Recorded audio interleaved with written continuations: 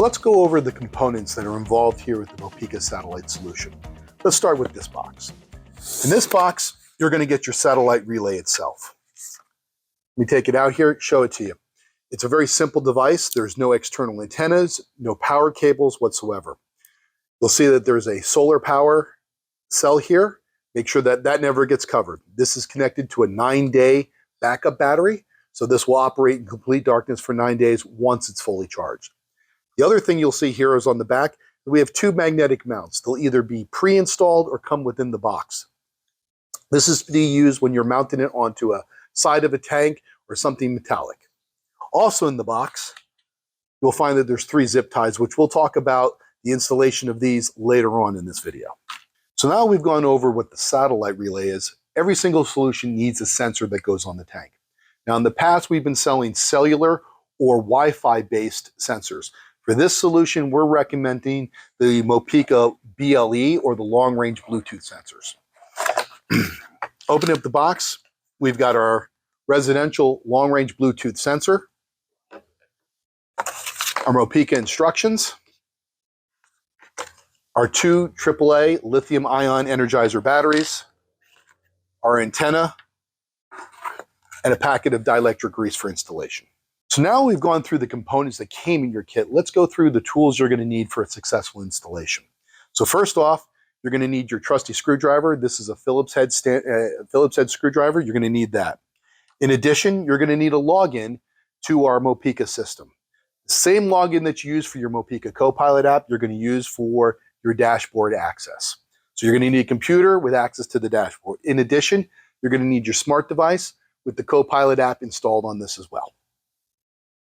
Next thing you're going to do is you're going to take the satellite relay here and you're going to take this out and charge this in the sun for a minimum of 5 hours. We're going to need this later on to complete the installation before we go out to your final destination for installation. Now with your fully charged Mopeka satellite relay and your Mopeka Bluetooth sensor, you're going to go to your computer or laptop and you're going to go ahead and log into the Mopeka dashboard at www.mopeka.cloud. Once you've logged into the dashboard, you'll be greeted with your home screen. Now, currently, we have no devices added, so we're going to go ahead and add a device. By clicking the Add Device button, it brings up the new device list. This is going to go on a house tank, so we're going to give it a name, house tank. Next step is we need to look up the MAC address. You're going to grab your Mopeka sensor, and you're going to hit Look Up MAC. That's going to bring up another pop-up. It's going to show you a picture of a sticker, and this is going to correspond with the sticker that's on the bottom side of your Mopeka sensor. So turn it over. You're going to first put in the part number, which starts with the M. In this particular case, the sensor is M101502A. The serial number on this particular sensor is 000042226. And now we're going to hit Find MAC. That will go ahead and resolve in our database. You can see that it's now filled in the MAC address. As we move along here, we're going to be looking specifically at those fields that have the red star as those are required. So the next one is commodity or product. By clicking on that, you have your choice of different commodities. Today we're doing propane butane. Next, we're going to move over to use case.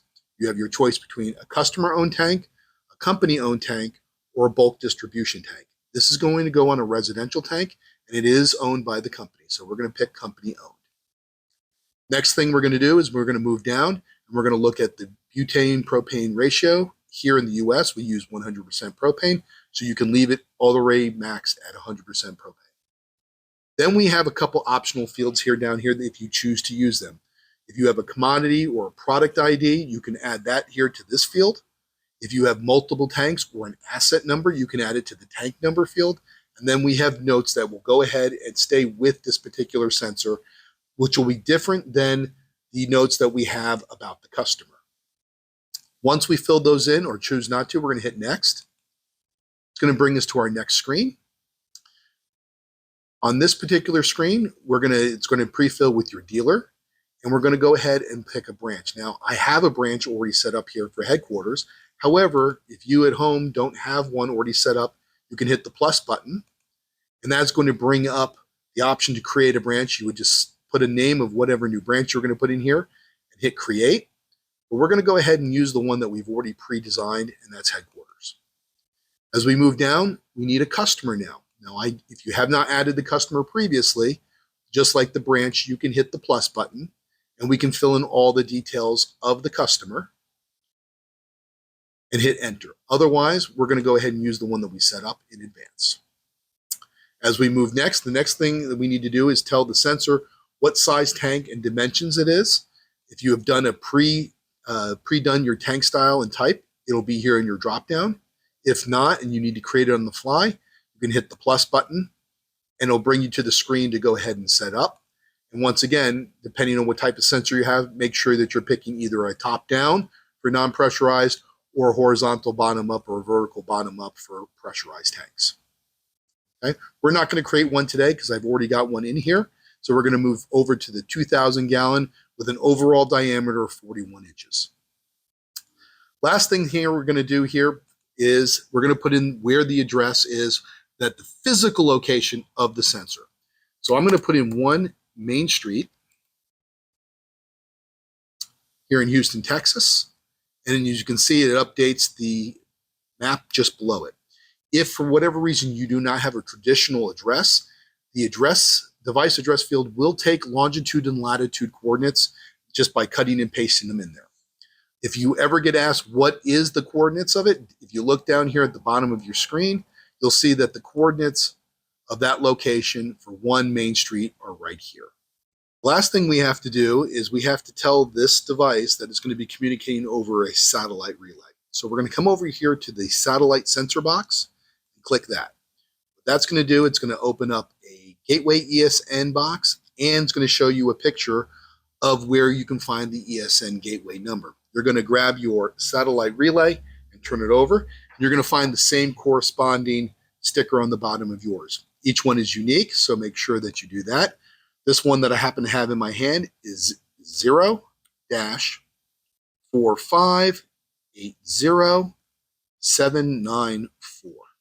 Once I've done that, I've also met all the requirements to be able to submit this. So now the button here for submit is gone from a grayed out blue to a dark blue, allowing me to go ahead and add this to the system. So let's go ahead and add that.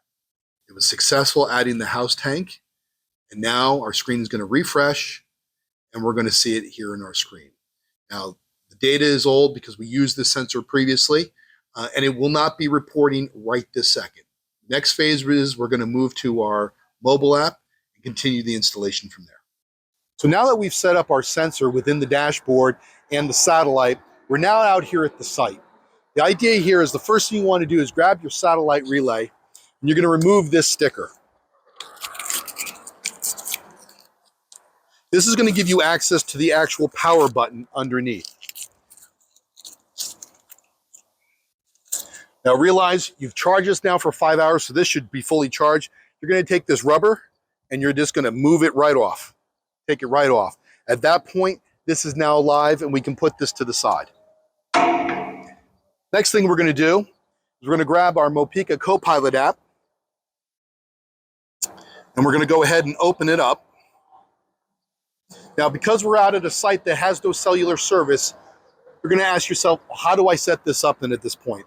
So you're going to go at the top of your app once you've opened and logged in, and you're going to hit the 3 bars in the top left-hand corner. You're going to see an option for Bluetooth devices. We're going to go ahead and select that. Okay, and now what we're doing is we're scanning locally. So we're going to go ahead and grab our sensor. I'm going to hit the green button. It's going to pop up in our app here. And the first thing it's going to do is say it's a Pro Plus, and we now have to set it up. I'm going to go ahead and hit the setup button. Now it's connecting directly with the sensor. And I'm going to have to put in some basic information. Even though it's duplicate, we put it in the dashboard anyway. You want to turn around and put it in here just so that you can get a pinpoint view of what's in that tank in the moment. So we've already looked at this tank. This is a 30-inch. With an overall volume of 250 gallons, and we're using propane. I'm going to go ahead and hit the next button. And now I've got the leveler and the quality indicator. So I'm going to go ahead and grab my sensor again. And I'm going to go ahead and put the included dielectric grease right there on the sonar pad and use it all. More versus less. If you're doing this in a cold weather climate, you might want to turn around and get a little bit more grease, because the idea here is we don't want to get water in between the tank and the sensor itself. But because we're here in sunny, warm Texas, we don't worry about those things. We can get away with that little bit of grease. So now what we're going to do is we're going to install it on our 250-gallon tank out here. And where are we going to install this? Well, we don't want to be in the middle of the tank where any of the mechanicals are. We don't want from the withdrawal valve. We're going to go from the relief valve, since there's no piping under here, and we'll get a clear signal all the way up to the top. So we're going to go ahead with my leveler and my Copilot app and my Bluetooth sensor. I'm going to go ahead and get this level right under this. And there we go. We're now level. We have our 3-star quality, so I know that we're reading properly in the tank, and I'm going to go ahead and hit confirm.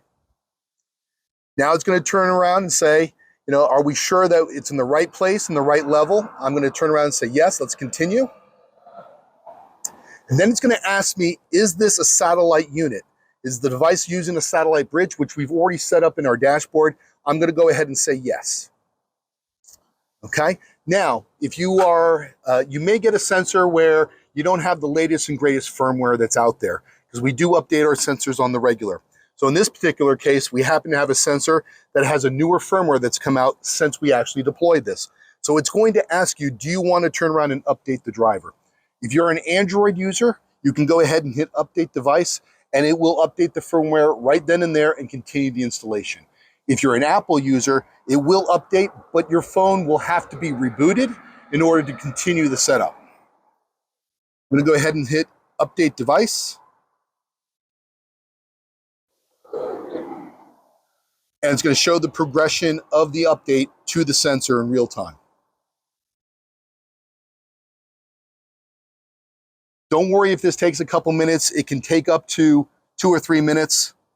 However, right now, we are now complete with the firmware update.